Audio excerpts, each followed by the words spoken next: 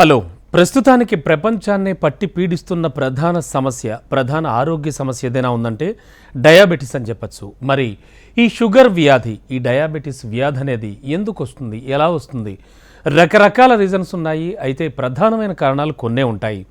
ఇక ఇండియన్స్ అధిక సంఖ్యలో కూడా ఈ డయాబెటీస్ బారిన పడ్డానికి కారణమవుతున్నటువంటి ఆహార పదార్థాలకు సంబంధించి లేటెస్ట్గా ఒక సర్వే, అంటే వాళ్ళు ఒక రిపోర్టు, ఆ అధ్యయనాన్ని ప్రచురించారు. భారత వైద్య పరిశోధన మండలి అలాగే మద్రాస్ డయాబెటీస్ రీసెర్చ్ సంయుక్తంగా ఈ అధ్యయనాన్ని నిర్వహించడం జరిగింది. అంటే ఒక సర్వే చేశాయి. ఇవి కొన్ని రకాల ఆహార పదార్థాలు, వాటిని వండే విధానం కారణంగా ఫుడ్స్లో ఏజీఈ అనేటువంటి రసాయనాలు తయారవుతున్నాయని ఈ అధ్యయనాలు తేల్చారు వాళ్ళు. ఇవి డయాబెటీస్కు దారితీస్తున్నట్లుగా పరిశోధకులు గుర్తించారు.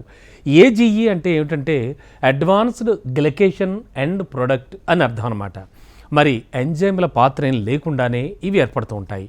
ఫుడ్స్లో ఉండేటువంటి ప్రోటీన్స్ కానీ, అలాగే ఫ్యాట్స్ కానీ, అంటే కొవ్వులు కానీ, చక్కెరలు, షుగర్స్ కానీ జత కూడినప్పుడు, అంటే అన్నీ ఒక చోటకు వచ్చినప్పుడు ఇవి ఏర్పడుతూ ఉంటాయని శాస్త్రవేత్తలు చెప్తున్నారు. సరే, కేక్స్ కానీ, కుకీలు కానీ, వేయించిన వంటకాలు, జస్ట్ లైక్ ఫ్రైస్, అంటే వేపుళ్ళు అంటాం కదా, ఫ్రైస్ కానీ, అలాగే మయోనీస్, మార్గరీన్తో పాటు మార్కెట్లో లభించేటువంటి ప్రాసెస్డ్ ఫుడ్స్లో కూడా ఇవి చాలా ఎక్కువగా ఉంటాయట.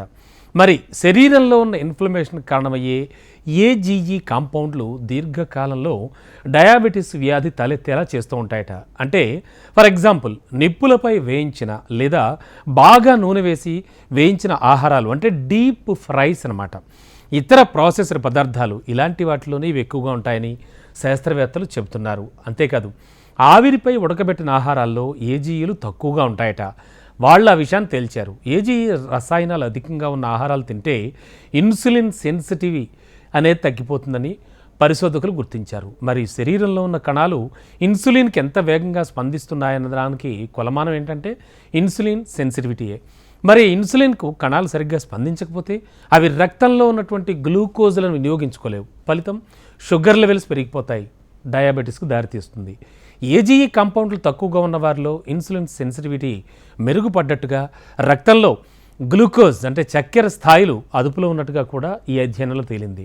అంతిమంగా ఇది డయాబెటీస్కు దారితీస్తోందని ఆ అధ్యయనం చెప్తోంది. ఇక ఈ అధ్యయనానికి సంబంధించి కూడా వివరాలన్నీ కూడా international journal of food sciences and న్యూట్రిషన్లో ప్రచురితమయ్యాయి. సో ఇవి చూసుకుంటూ మన లైఫ్ స్టైల్ మార్చుకుంటూ, ముఖ్యంగా శరీరంలో ఈ గ్లూకోజ్ లెవెల్స్ పెరగకుండా చూసుకోవాలి.